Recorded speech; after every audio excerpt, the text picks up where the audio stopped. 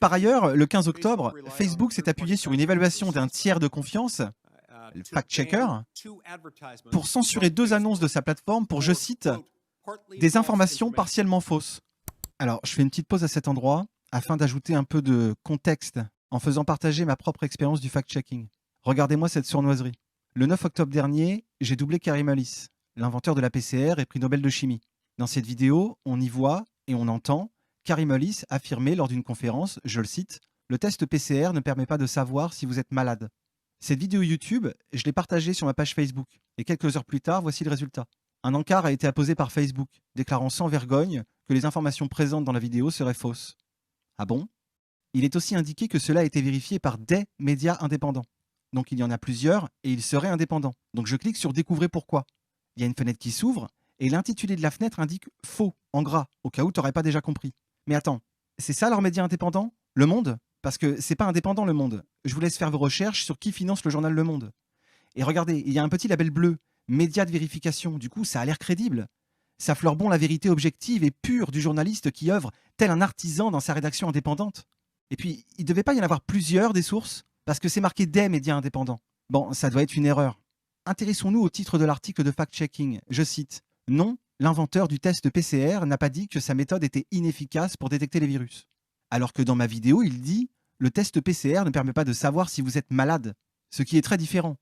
Cliquons sur l'article. Alors, c'est bizarre parce qu'il n'y a pas de bouton spécifique. Rien n'indique qu'on peut cliquer dessus. C'est pas super intuitif. On peut pas dire qu'il nous aide si on veut approfondir. Mais je clique dessus. Parce qu'après tout, d'ailleurs, on sait jamais. Peut-être que j'ai mal entendu. Peut-être que j'ai mal traduit Carey Mullis. Peut-être que dans la vidéo, Carey Mullis ne dit pas ce que j'ai cru comprendre. Alors, heureusement, nous allons savoir la vérité grâce au journal Le Monde. C'est parti.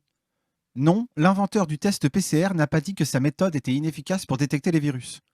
Une citation attribuée à Carey Mullis avance que cette technique serait inefficace pour détecter des maladies infectieuses comme le Covid-19. C'est faux. Cet article est écrit par Juliette Mansour et publié le 7 octobre 2020, soit 2 jours avant la publication de ma vidéo. C'est un peu comme si Le Monde avait anticipé que le discours de Carey Mullis allait ressortir, justement à ce moment précis. Ce que dit la publication. Donc là, a priori, on parle de ma vidéo, de ce qui est dit dans ma vidéo. Une publication en anglais, relayée en France sur les réseaux sociaux, affirme que le test PCR ne permet pas de détecter le virus SARS-CoV-2. Il s'agit d'une citation attribuée à tort à l'inventeur de cette méthode, le biochimiste américain Carey Mullis. Pour ceux qui relaient ce message, cela prouve que le dépistage de masse est une fraude organisée pour arranger les statistiques. Pourquoi c'est faux? Si Carey Mullis est effectivement l'inventeur du test PCR, ce pourquoi il a reçu un prix Nobel de chimie en 1993, rien ne laisse penser qu'il ait désavoué sa méthode de dépistage. Encore moins pour le diagnostic du nouveau coronavirus. Et pour cause, le chercheur américain est mort le 18 août 2019, plusieurs mois avant l'apparition du virus responsable du Covid-19. Mais alors, d'où vient cette citation? S'interroge Juliette Mansour en se grattant la tête. Cette phrase sur l'inutilité des tests PCR a bien été écrite en 1996 dans un article à propos du sida par un certain John Lauritsen. Dans ce texte, ce dernier s'interroge « Attendez, dans ce texte? Mais moi, c'est pas un texte que je traduis. C'est Carey Mullis lui-même qui parle en vidéo. Mais cet article parle d'un livre, pas de ma vidéo. Cela n'a aucun rapport avec ce que Carey Mullis dit lors de cette conférence. En fait, à aucun moment dans cet article, vous ne trouverez mention de ce que Carey Mullis dit en vidéo dans cette conférence et que j'ai doublé. Rendez-vous compte, c'est carrément fabuleux. On est à un level de foutage de gueule intergalactique. Que Le Monde fact-check une citation attribuée à Carey Mullis dans un livre, grand bien leur face, ils font ce qu'ils veulent et ça les regarde. Mais que par la suite, Facebook, de concert avec ce journal, utilise cet article pour l'apposer sur ma publication alors que les deux n'ont aucun rapport. Alors, si leur article n'est pas en soi une fake news, vous pouvez vous rendre compte de la technique profondément sournoise employée ici. Car que se produit-il dans la tête d'une personne qui tombe sur ça dans son flux Facebook? Vous pensez qu'elle va lire ce post?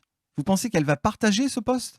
En tout cas, de l'autre côté, ce qui se passe dans leur crâne de moineaux quand Facebook et Le Monde font ça, c'est qu'ils pensent que vous êtes stupide ou que vous êtes débile au point que vous ne chercherez pas plus loin, que la simple apposition de cet encart suffira à vous repousser. Vous avez compris la douille? On continue la vidéo. Retrouvez l'intégralité de mes vidéos, ainsi que celles censurées par YouTube, sur ma chaîne Odyssée à l'adresse odyssée.com/fils de pangolin.